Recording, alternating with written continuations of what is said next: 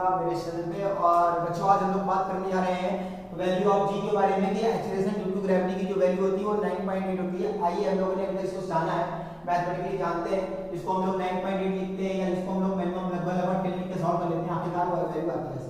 कल मैंने आपको एक फार्मूला बनाया था, अगर आपको नहीं याद है तो force is equal to kinetic formula होता था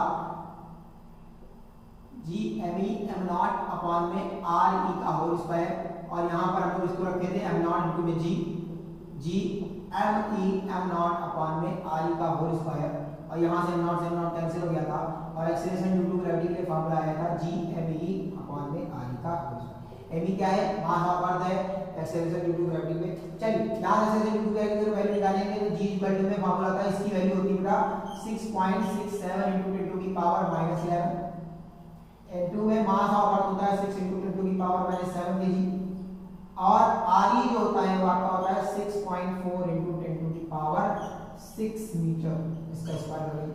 यहां से अगर इसको आप सॉल्व करते हैं पूरे को तो यहां पे g की वैल्यू मिलती है, वो मिलती है 9.8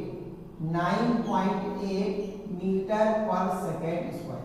तो अभी तक हमने बचपन से पढ़ा है कि ये 9.8 मीटर पर सेकंड स्क्वायर हो गई।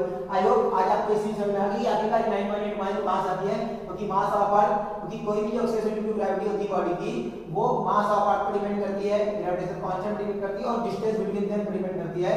तो यहां पर क्योंकि हम लोग सरफेस की बात कर रहे थे कि अर्थ है, अर्थ के ऊपर ये मास रखा हुआ है, तो यहां पर अर्थ की रेडियस सिर्फ लग रही है, और जो कि अर्थ की रेडियस होती है 6.4 × 10⁻⁶।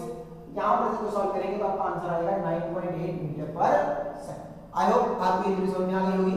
चलिए अगर आपको ये वीडियो समझ में आई है तो एक बार फिर से अपने तरफ से ट्राई करिए और इस क्वेश्चन को सॉल्व करने की कोशिश करिए।